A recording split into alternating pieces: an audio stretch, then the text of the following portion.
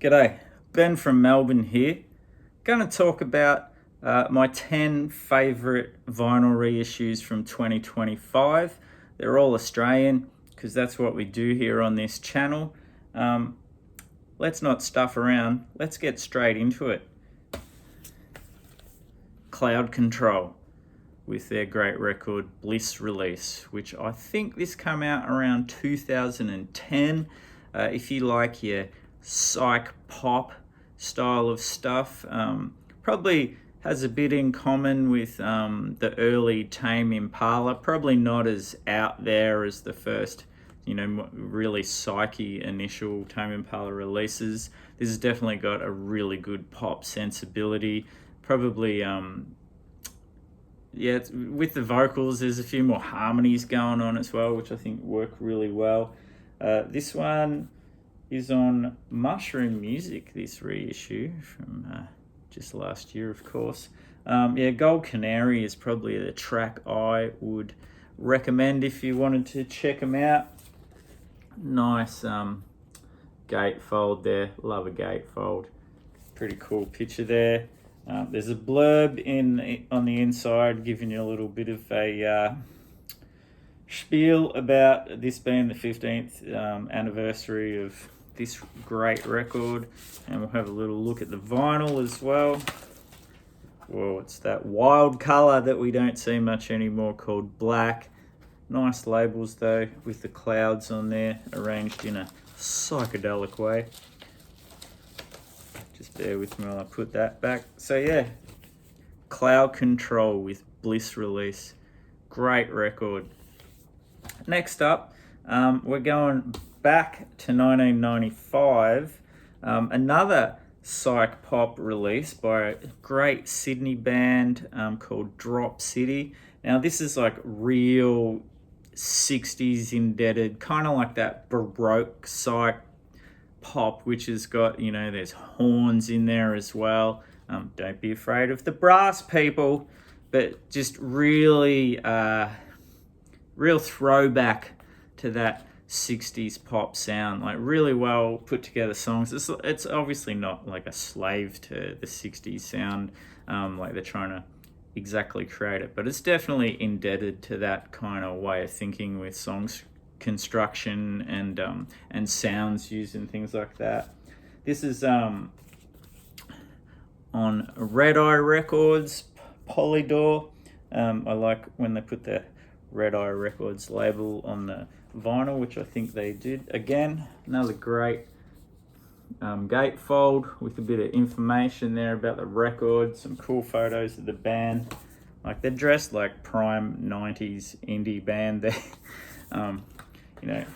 By about mid 90s, bands were like looking into that 60s sound. Like, the Melbourne band Even had a bit of that going on, and Snout. There you go. There's the Red Eye Eyeball. Pretty cool orange marbled vinyl. This one's a double, so I think that this is a different color. Yep. Cool green marbled vinyl there. So yeah, if you like your psych with a lot of hooks and melody, can't go wrong with Drop City, and of course Cloud Control, the previous one. Now for a change of pace, with some pure 90s indie rock from the legendary Smudge, which is on Half a Cow Records. This one came out when? 1998. This one came out. This is called Real McCoy, Wrong Sinatra. Great record from back in the day. This is like just great indie rock. Probably bit cleaner sound guitar wise, but a little bit angular as well, but not like fuzzed out to the max. Good catchy songs. Smudge were, just a great band from Sydney who played some awesome shows down here in Melbourne. There's affiliation with Evan Dando as well. What's the dude's name from Smudge? I'm really good at that, dropping a half fact and then forgetting the important bit. I think it was Tom Morgan. Again, might be wrong. but really good, you know, 90s indie rock record. Smudge with Real McCoy, Wrong Sinatra. I don't think I said the name of the Drop City one. That was called Magic Transistor Radio. Whoa. All right, what have we got next? Still sticking with 90s indie rock, another 98 one from the great Knievel. This one's more on the mellower end of indie, but not like, you know, man bun, cardigan wearing, I'll have a chai tea type of indie rock. This is like proper indie rock from the 90s. Just like, you know, not as full on as some of the more punk influenced bands. But yeah, really, really cool. This is, I didn't know this for a long time. This is Wayne Connolly's band, who also mastered this.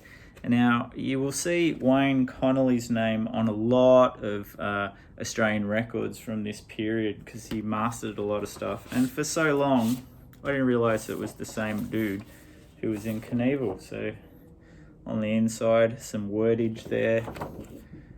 Some cool pictures of the band back in the day. And oh, that rare black vinyl yet again. Really nice. Cool band. And this one, if I didn't already say, is called Steep Hill Climb. And this one come out on Lovers Fiction Records. Next up, a favourite of mine, Glide, with the 30th anniversary edition of Open Up and Croon. Can I honestly be that old? Yes, I am. Again on Lovers Fiction Records. Why Are You Asking is probably the go-to song if you want to check out what this is all about. Great guitar sounds. This is probably got a little bit, like when I say this, you're going to think of something, but don't think of that. Shoegaze, but not.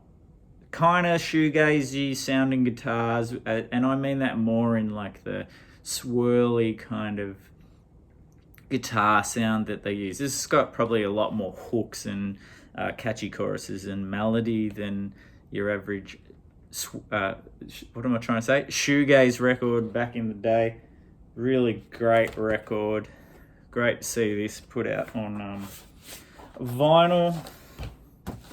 And this one has a bit of a booklet comes with it. Love to see more of their stuff actually reissued on vinyl. Like, it has some awesome EPs that preceded this record. There's the main man, who's what's his name? William something. Or have I got that totally wrong as well? Let's see if his name's in here. Some band photos looking cool. If I have a look on the back, I was right, William Arthur. And we'll have a look at the vinyl. Wow, a slew of black vinyl. It's back in 2025.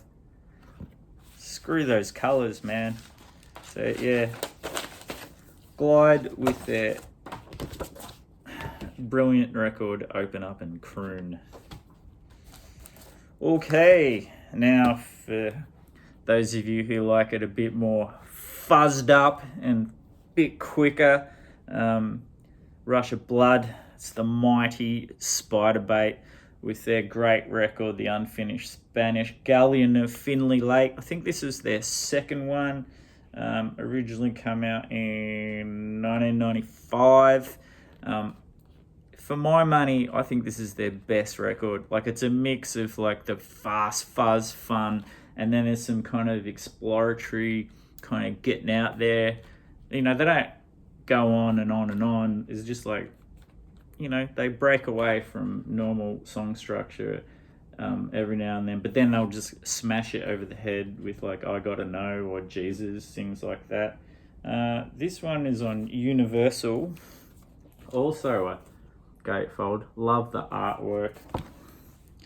Really cool stuff. And let's have a look inside, and this great cheesy picture of the band. If you don't know Spiderbait, Cram, who's the drummer, he's the lead singer. Janet on the end there, she sings a few as well. And the other bloke plays guitar. I used to know these things off by heart. Cram's a drummer. Wit. Bloody hell, man. This is definitely the channel of non-information. A lot of photos to look at there. Oh, color vinyl this time. Matching the album cover brilliantly on the front there. See? Beautiful stuff. Spiderbait. Great band. Still going, actually. And one of the longest serving bands from that era of like the late 90s, who still have the original lineup. Stick that in your pipe and smoke it. Other bands. Spiderbait, the unfinished galleon of Finley Lake. Now for some Dead Set legends. Led by Sexy Tex Perkins, The Cruel Sea, with their album Three-Legged Dog. Weirdly, this came out in the same year. I can't remember if it was before or after or around the same time. Remember that Alice in Chains record also had a three-legged dog on the front, I think? Well, this one's better. Yeah, double album, originally 1995 on Red Eye Records. This is had the great single Better Get a Lawyer. Quite funny song as well.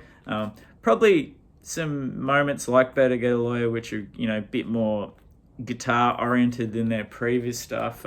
There was guitar, but it was more, I always like to call Cruel Sea a version of New Orleans funky stomp style music, but with Tex crooning over the top instead of bellowing like he does with B Suburban. Fantastic live band. Got back together and released a new record last year as well. I played some shows over the last few years. Really cool.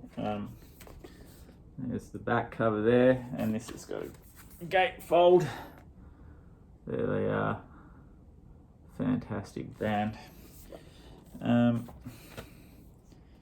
So the inner,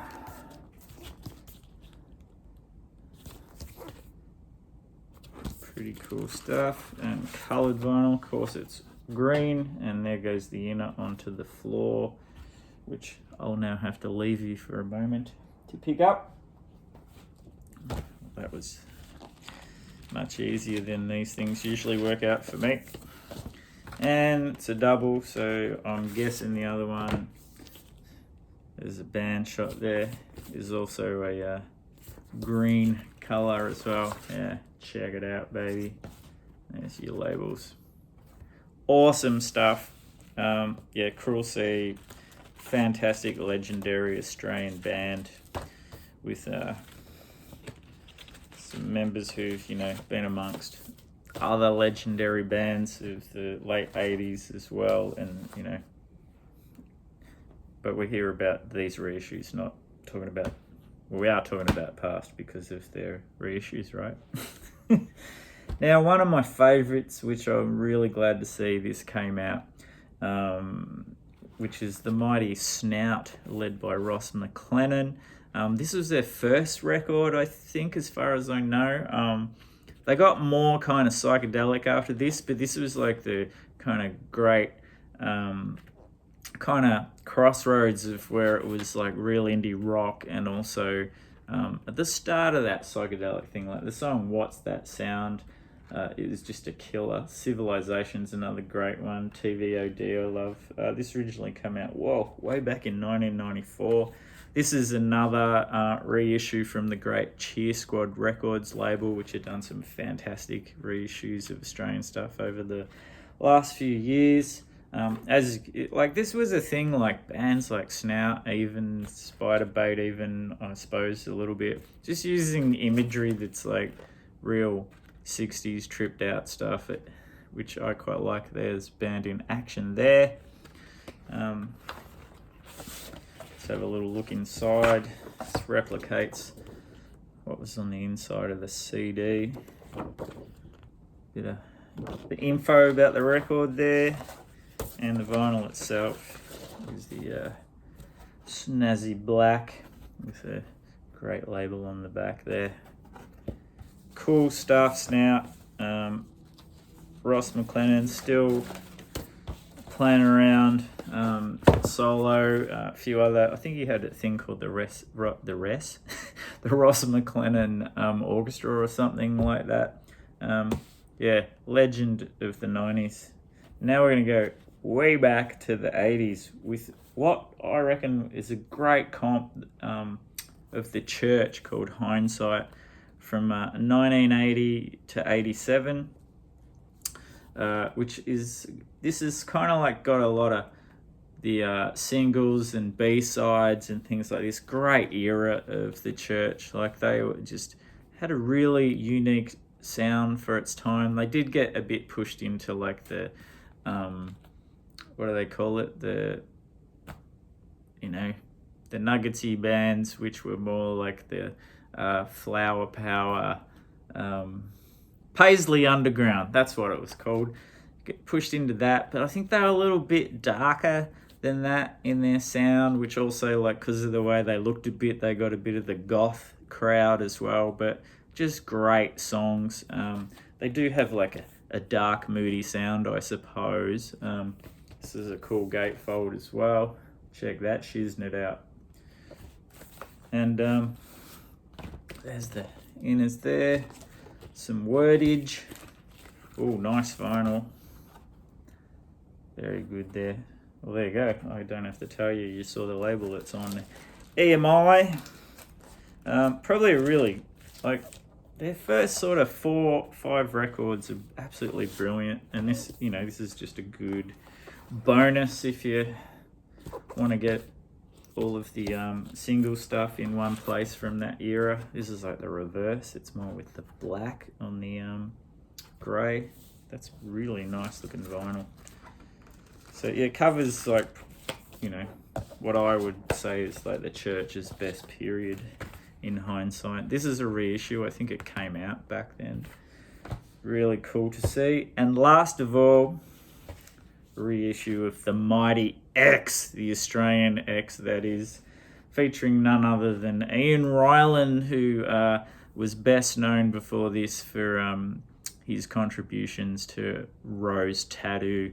Wrote a few of the songs from there as well, which just escaped my mind right now, off the first Rose Tattoo record. Anyway, I'll stop rhubarbing on with that kind of crap. This is the era with Kathy Green on the drums. I think it came out like about 5 years after the first one, so about 85.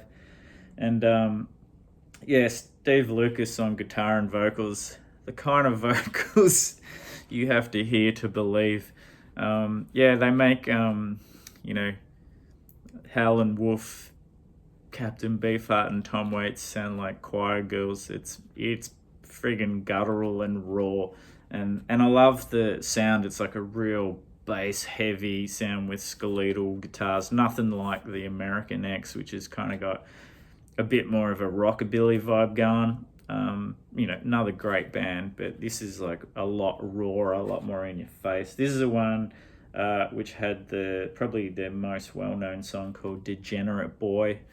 Mark Caine covered it, and for a film in Australia in the 90s, I think it's called Idiot Box.